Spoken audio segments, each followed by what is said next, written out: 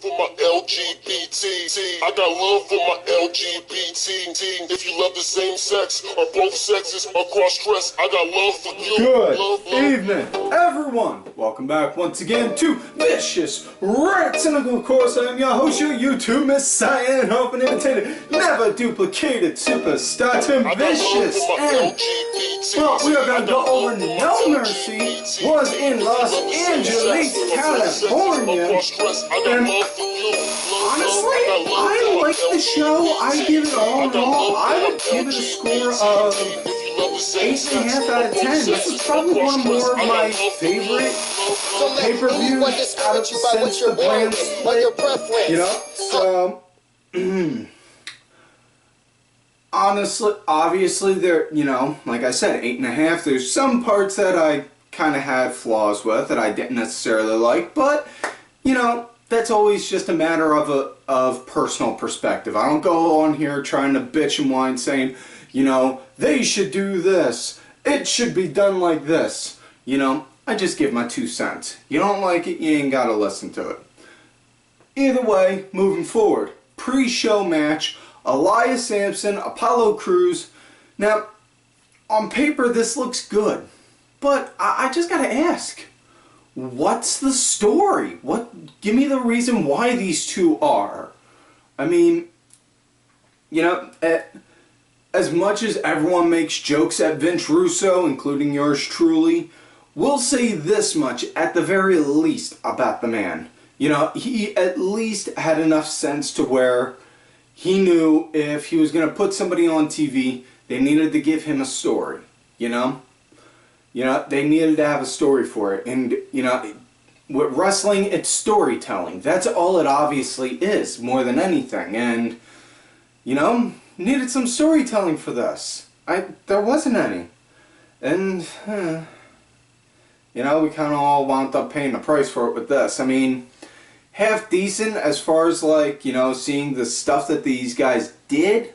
But, all in all, not really all that much, you know. I mean, Apollo Crews, you know, since he started doing the whole thing with Titus, you know, I've actually grown to appreciate seeing him in there more. You know, hopefully could start seeing him get put in the title chase at some point.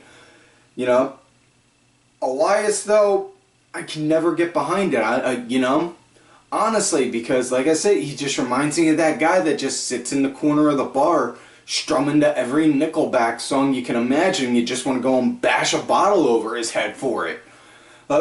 Either way, like I said, the match, it was pretty okay. It was half decent. Elias wound up winning, hitting that swinging neckbreaker drift away. And I still swear that looks like Honky Tonk Man's shake, rattle, and roll neckbreaker. But, yeah. Now, on to the main show. First match of the night, Miz with his cronies going against Jason Jordan, and Jordan real fast right at the start, you know, real fast going all out on Miz. Really more so, I was impressed with on how Miz really kind of let Jordan take the lead for the show. You know, I was seriously impressed with that. You know, I thought that was a good thing to see. You know, especially, yeah, it's trying to think on how to put this in the right way. Sorry. Had this all beforehand, but now I kind of fucking brain farted. But, you know, with Miz being the veteran, you know, he kind of let Jordan take the lead in it, you know, and that was real nice to see, you know. Because, and I always say all the time, you can't have the next generation, you know, you should have this generation build the next generation that's going to come along. Now, that being said, you know, really liked the match. Jordan, he really did good leading it, you know. Now, match wound up coming to an end when, just as Jordan, you know, straps her down, he goes into full-on rage mode. Bo Dallas winds up climbing to the top. Jordan smacks him down, and then, as the ref's taking care of him, Jordan does a quick roll-up on the Miz. Miz kicks out, and then Curtis Axel, boom! Gets him with a cheap shot, and then Miz gets him with a skull-crushing finale. 1, 2, 3. That was it. So, honestly, I can't really complain too much about the finish because heaven forbid, a bad guy should have to actually do bad guy things to win. You know? Because you have no idea on how much that pisses me off hearing people that go and say, "Oh, that was a lousy finish." Really? You're telling me that the fact that the bad guy had to cheat to win was lousy? That's what you're telling me. Either way, next matchup we got Finn Balor, or Bray Wyatt going against Finn Balor, and right before the match even starts, Bray just starts attacking Balor, like literally before he can even take his jacket off or anything. Starts working on him in the ribs, hits him with a Uranagi right onto the German table, and right as the refs are all walking Finn away, Bray grabs the mic saying, "So this is what the man is like, huh? This is what you're like, Finn." You know, calling him out on that, and then Finn just, son of a bitch, gets into that, just looks like he went into, just looks snapped, and gets back down there, starts going ballistic on Bray for a bit, and then we proceed to get back and forth action between them. Probably hands down, the most infamous part of the match for me had to be hands down when Finn was climbing up to the top, and next thing you know, Bray does that spider walk thing he does, and as Finn's there, the facial expression he gets is like that, just like he never saw that before, and it was his first time, just like, what the? Just honestly, I thought that was funny. That was a personal thing, but either way, really good. Bray put on great amount of offense during the entire match, and I know everyone gets pissy about the fact saying Bray never wins the big matches, but here's the thing. You don't always need to win to be over, And case in point, Bray Wyatt. His character in and of itself got over with the fans. And that's what impressed people with him. That and including the way he worked the ring. So you don't always need to win to get over. If you tell a good enough story, boom, you're sold. Now, next matchup, we got tag team action. Seth and Dean going against Sheamus and Cesaro. Tag titles on the line. Real nice right off the bat. Ambrose just starts swinging at everything possible, at anything with a heartbeat, until eventually Sheamus and Cesaro wind up putting the brakes on it and start hitting them with the double team. And, really have been impressed with the with the storytelling that these two teams have been doing, because honestly, this takes me back to my old teenage days of seeing the big, beefy metalheads going up against the grungy, dirty street punks. Care to take a bet which side I was on? And it's nice to see that, and I was really happy with it. I couldn't find any problem. I can't find any problem with the idea of doing this. Some people have been shitting on the idea like, oh god, these are boring. No, it's not. It's not, because they're doing good. They're telling good stories in the ring. Probably one of the sickest parts of the match was freaking Cesaro getting catapulted onto the ring post. Boom! Get caught on the ring post. Busted his front teeth, wound up getting that Mark Briscoe from Ring of Honor kind of smile, and after that happened, Seth hits him with a super kick, to where next thing you know, he spits out blood, and it winds up looking like a freaking disaster. Just jumping, holy fucking shit nuts, man, that was sick. Great amount of storytelling, nice amount of near falls and almost, and another spot that I gotta say was really nice to see, really impressive to see was, when Sheamus had Ambrose up for the Irish Curse backbreaker, or for, not the backbreaker, for White Noise. Cesaro was up on top. Seth wound up going to jump to a Frankensteiner, just like they did it last year. Cesaro stopped him, picked Seth up. Sheamus hit white noise on Ambrose, and then Cesaro from the top rope powerbombed Seth right onto Dean. Which case, oh, God almighty, that had to hurt like hell, you know?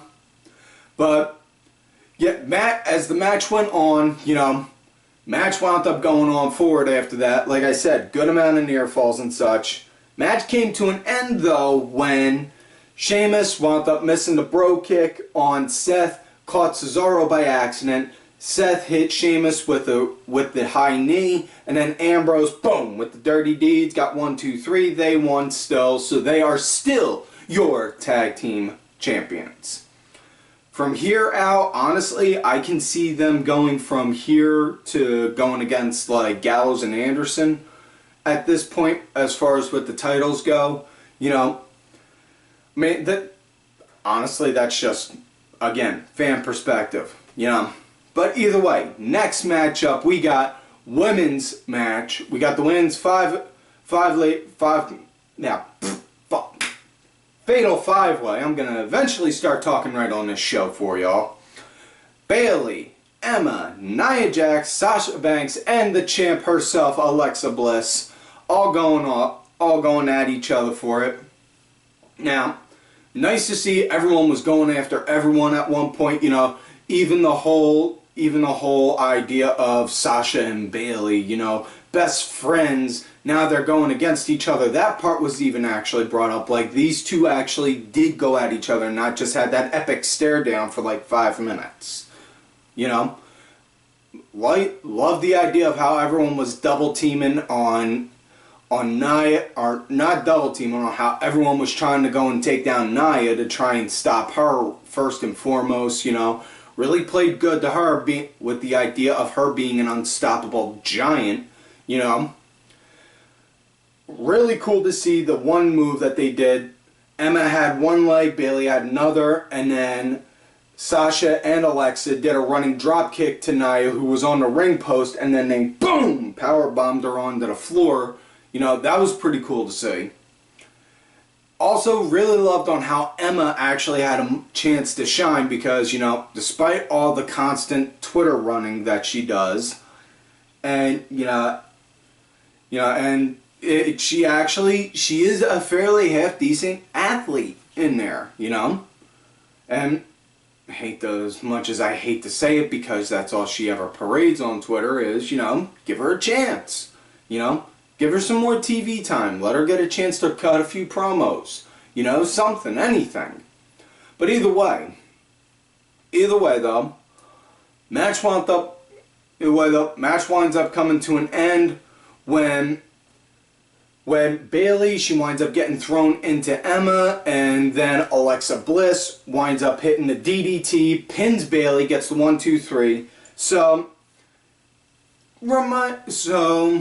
I just find it kind of funny because everyone that was bitching the whole time during the match on Twitter was saying, oh, Emma's just there to take the pin. Emma's just there to take the pin. What do you guys got to say at the fact that Bayley wound up taking the pin? Y'all gonna wind up changing your minds, or are you guys gonna start a whole new rant saying that they gave up on her? Because honestly, I'm not saying that I think they gave up on Bayley, but I just like to see a whole new layer added to the character, you know. Come out, still do the same old, you know, hug thing and all that, but come off a little more angry, a little more aggressive, you know. You know, the Bayley character itself, you know, she's that little sister that always wanted to wrestle. And now that she is, you know, show that character's matured some and, you know, put a little more aggression into her. Anyways, next matchup, it was Cena, Roman Reigns. This was hands down probably my match of the night. This was hands down probably my match of the night right here. And yeah, it's just amazing to see on how John Cena versus Roman Reigns almost mirrored exactly like John Cena versus The Rock did the first time around, you know? Because everything Roman was throwing at John was almost everything down to a T John was throwing at Rock. And John pretty much came back with all the same retaliations that Rock did to John. You know, minus the whole Fruity Pebble thing. But, anyways, Roman, you know, nice seeing him lead at the start. Was really kind of surprised though, Cena showing a little bit of a heel-ish kind of tendencies, you know. Throwing out cheap shots, and at one point, after, you know, while doing this feeling up process for the start, actually climbed out the ring, was like, eh, and started walking off. To where Roman chased up after him, flipped him over, and then boom, decked him. But yeah, it was good, you know. That aside, also adding on to, like I said, the Cena showing heel-ish kind of tendencies. He was acting a lot. The way he was selling those punches and shots and all, it almost seemed like Shawn Michaels back at SummerSlam when he was going against Hulk Hogan, you know. And I mean, as much as I love that match, you know, I love it for all the wrong reasons, you know. But yeah, Cena, you know, wound up putting on a half-decent show, put on a great show at Roman. One point, Cena cleared the table, cleared off the Spanish table to go and try and put Roman through an AA on it. And Roman was just like, nah, fuck that. And then speared him through the Spanish table, which case my first thought was, John, don't you know better? You're supposed to spear someone. Someone's supposed to go through the Spanish table during title matches. Sad, sad man. Either way, though, Cena, he pretty much hit Roman with like 10 or 20 AAs, and Roman kept kicking out, and I'm pretty sure at one point John had to be thinking to himself, so this is what it's like having someone constantly kick out at 2. But yeah, match wound up coming to an end, eventually with Roman, Superman punch and then a spear. The Superman punch more so looked like what took him out, the spear was just what took him to the ground. Afterwards, Cena shook his hand, did the whole raised his hand as an, you know, respect thing. Roman walked off. Cena sat in the ring, bowed to the crowd, thanked them, then walked off. A lot of people are saying that that was his last match. Honestly, I don't think it was. More so just because of the simple fact, one, he's going to be a stubborn son of a bitch to want to go and to pull out of the ring for good. You know, just because of the work ethic he has, nothing else. And you know, 2, he's being advertised for Survivor Series. You know, so that's my 2 cents on that. I don't think he's done yet. Not by a long shot. Anyways, next up we come to the piss break of the night, and you know how like in that one song he said the day the music died? This kind of felt like the day the cruiserweights died. It was Neville versus Enzo, and sad to say, Enzo won, and he's now the Cruiserweight Champion. Basically, I could sum up the entire match. Neville was non-stop on him like stink on shit until he eventually got him tossed out of the ring, and then Enzo grabbed the title, climbed into the ring, acted like he was getting ready to hit him with it. Ref was yelling at him, "You hit him with that, I will throw this match out. You will lose. Drop that belt right now." Then he handed it to the ref. Ref turned his back to go hand it to the timekeeper. Next thing, Enzo, boom, kicks Neville in the nuts and then does a roll up. So yeah. Honestly, Cedric. We need Cedric Alexander, or even yet, get Hideo. Put Hideo Itami in the cruiserweights. Have him hit Enzo with a GTS. Boom. That's it. Save it, please. Yeah. Next matchup, main event of the night. Braun Strowman, Brock Lesnar, Universal title. You know, Braun just tossing Brock around. You know, Brock, he played to Braun beautifully and vice versa. They both made it very monstrous, kind of Goliath-type matches. I'm not normally a fan of having two big, giant guys going against each other because 9 times out of 10, it's real big and clunky, but this actually worked real good. You know, Braun, he's very athletic for a guy his size and build, and Brock, he obviously is as well. You know, at one, you know, Braun was powering over Brock, you know. At one point, Brock, he had the Kimura locked into Braun Strowman, and to where literally Braun, he could, you know, had him locked in like that, and Braun clubbing Brock like that to try and get him off, couldn't eventually, to where eventually he just went over to the ropes to make him let go. So yeah, that, you know, that just plays right there, saying, you know, I'm just as bad as you. Beautiful on that part. Now, match wound up coming to an end with Brock getting that gust of spare bit of energy, and then hitting Braun with an F5. Honestly, I would have preferred if he'd had to hit him more than with one F5, but, you know, it still, all that's going to do is now make Braun, with Brock winning, now that just makes Braun look even more hungry for the title and wanting it even more. So, that can work out really well for him, because with the next Raw pay-per-view being TLC, tell me you cannot imagine them doing a TLC match with Brock's title, and if they put Braun in that, you know, you're going to have a guy who's almost 400 plus pounds slamming Brock Lesnar through tables, chairs, ladders, whatever the hell he wants to get his hands on. You know? Just, beautiful in that kind of a sense. Now, anyways, that is it for this show. So, like all normal, do not forget to like the video, subscribe to the channel, go back, watch some of the other episodes, look for me on my Twitter at TimVicious. Also make sure y'all check out my other account, Tim_Vicious. Also make sure you check out the info down below for the Dad Show podcast. It's a lifestyle podcast, storytelling podcast, whatever kind of podcast you really see it as, that's exactly what it is. You know? Do not forget to follow also all of these cool ass cats right here on the Twitter. Axel Mulligan, make sure y'all check out Axel's newest project, Brit Wrestling Review, where they talk about British and European wrestling. Kenny Killer, my two co-hosts for the Dad Show. I am Danny Sunday, and my executive producer, Alpha Ben, who provided the music for this week's show.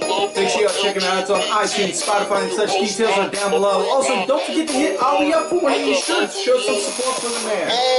Cranky S or Aaron_Deborah, as well as Dazzy MWP. And folks, like always tell you, you love me great, you hate me.